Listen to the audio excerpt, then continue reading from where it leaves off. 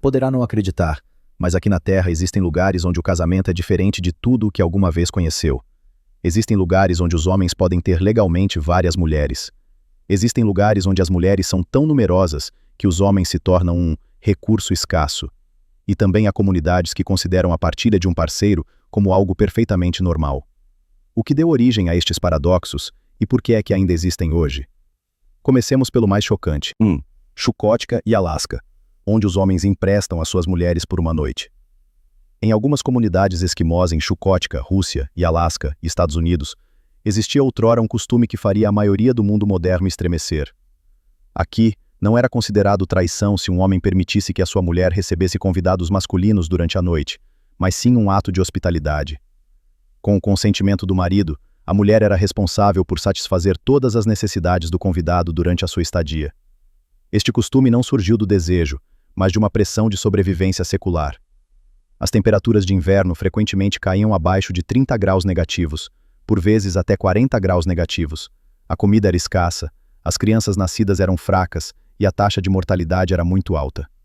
O casamento, portanto, deixou de ser uma relação privada, tornando-se um mecanismo social para manter a coesão comunitária e aumentar as chances de sobrevivência.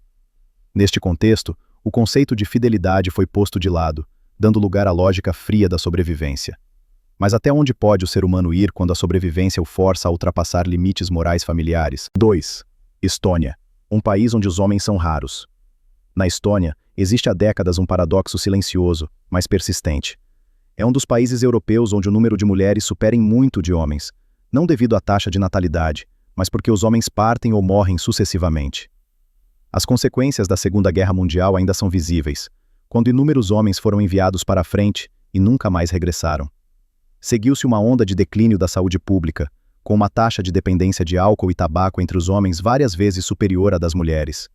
Em média, os homens estonianos consomem quase o dobro de álcool que as mulheres, e têm uma das taxas de suicídio mais altas da Europa, com os homens a constituírem a maioria esmagadora.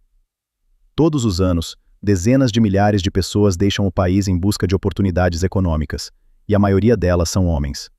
O resultado são cidades, e até ilhas, onde as mulheres constituem a maioria absoluta. São bonitas, jovens, mas solitárias. Quando o equilíbrio de gênero é tão perturbado, o amor torna-se uma oportunidade ou um fardo. 3. Yunnan, China, onde os homens podem tocar no peito das mulheres em público. Na província de Yunnan, na China, existe uma festa tradicional que os estranhos mal conseguem acreditar.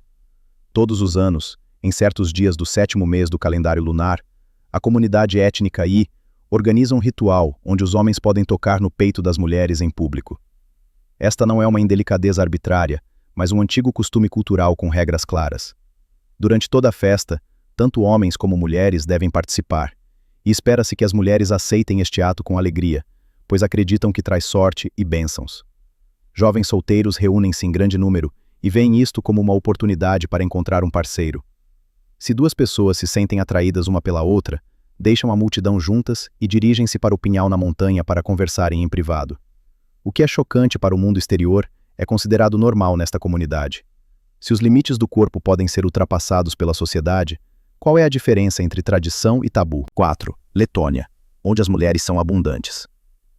Na Letônia, o desequilíbrio de gênero já não é apenas uma estatística, mas uma realidade social que perdura há gerações. Após a libertação do controle soviético, o país sofreu muito com as consequências da história da guerra, onde inúmeros homens foram enviados para a frente e nunca mais regressaram. Até hoje, a taxa de mortalidade masculina é alarmantemente alta, em grande parte devido à pressão econômica, depressão e abuso de álcool. As mulheres letãs não só vivem mais tempo, como também são mais instruídas e significativamente superiores em número, superando os homens em quase 20%. Nas ruas, não é difícil ver mulheres jovens, altas e bonitas que vivem sozinhas há muito tempo. A busca por um parceiro torna-se uma competição silenciosa, levando muitas mulheres a procurar oportunidades de casamento com estrangeiros. Houve até propostas controversas para permitir que um homem casasse com várias mulheres, a fim de restaurar o equilíbrio social. Se os homens não são suficientes para todas, por quanto tempo as normas matrimoniais continuarão a existir? 5. Japão, onde o amor se retrai. O Japão é um dos países onde há mais mulheres do que homens. mas o notável é como esta sociedade se afasta gradualmente do casamento. Superficialmente, as mulheres japonesas são frequentemente percebidas como discretas, gentis e disciplinadas. Mas por trás disso, esconde-se uma geração que se afasta cada vez mais das relações tradicionais. A taxa de natalidade diminui continuamente, pois cada vez menos pessoas querem casar ou ter filhos. Muitas jovens preferem a independência, o trabalho e as relações sem compromisso, em vez de se dedicarem a compromissos familiares de longo prazo. Neste contexto, os homens retraem-se cada vez mais, enquanto as mulheres, embora numerosas, são solitárias.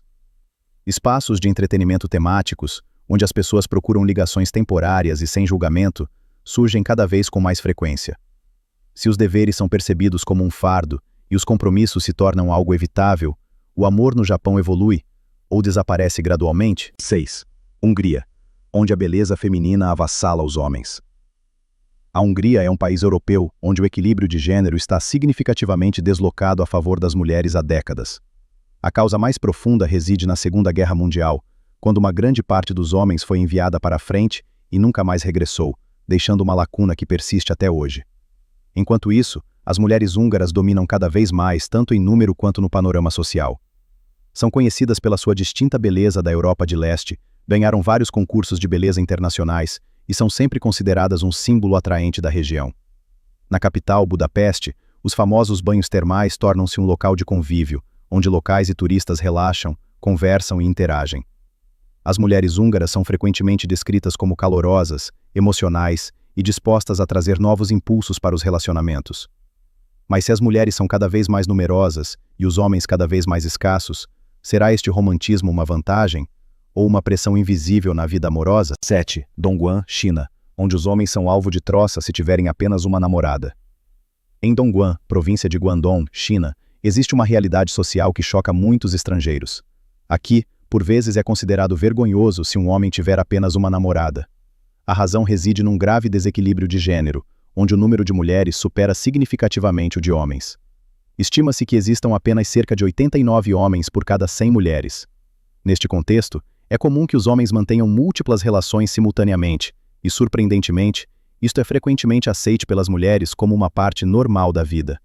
Muitas mulheres chegam mesmo a trabalhar e a sustentar financeiramente os seus namorados, pois não são poucos os homens com baixos rendimentos. Dongguan é também conhecida pela sua vida noturna e pela sua próspera indústria para adultos, que gera anualmente dezenas de milhares de milhões de yuans e constitui uma parte significativa da economia local. Se a sociedade considera as múltiplas relações como norma, até onde serão empurrados os limites do amor? 8. Brasil, onde o amor é ardente e os limites são flexíveis. O Brasil é há muito considerado um paraíso aos olhos de muitos homens, não só devido ao maior número de mulheres, mas também pela forma aberta e audaciosa como a sociedade encara as relações. Com uma população multiétnica e uma forte mistura cultural, uma parte da sociedade brasileira vê as formas de entretenimento adulto como uma parte normal da vida e do trabalho. O país é também o berço de inúmeras supermodelos mundialmente famosas, que contribuem para moldar a imagem das mulheres brasileiras como sensuais, saudáveis e enérgicas. As mulheres de lá são admiradas pelos seus corpos firmes, pele bronzeada e pela sua expressão confiante. São amigáveis, acessíveis e mostram a sua proximidade através de abraços e beijos muito naturais. No amor, estão dispostas a seguir em frente, sem causar dramas, se uma relação já não faz sentido. Em média, uma mulher brasileira passa por várias relações sérias na sua vida, e isso não é considerado vergonhoso. Se os sentimentos são colocados acima dos compromissos, o amor ainda precisa de um enquadramento? Das regiões geladas e ásperas às nações modernas, as histórias que acabou de ouvir mostram que o casamento e o amor devem deformar-se para sobreviver, quando a história, a guerra e a sociedade desequilibram o gênero. Onde está a fronteira entre cultura, sobrevivência e moral? Se estes factos o fazem pensar, por favor, deixe o seu like, subscreva o canal e deixe o seu comentário. As próximas histórias chocantes já esperam para serem descobertas por si.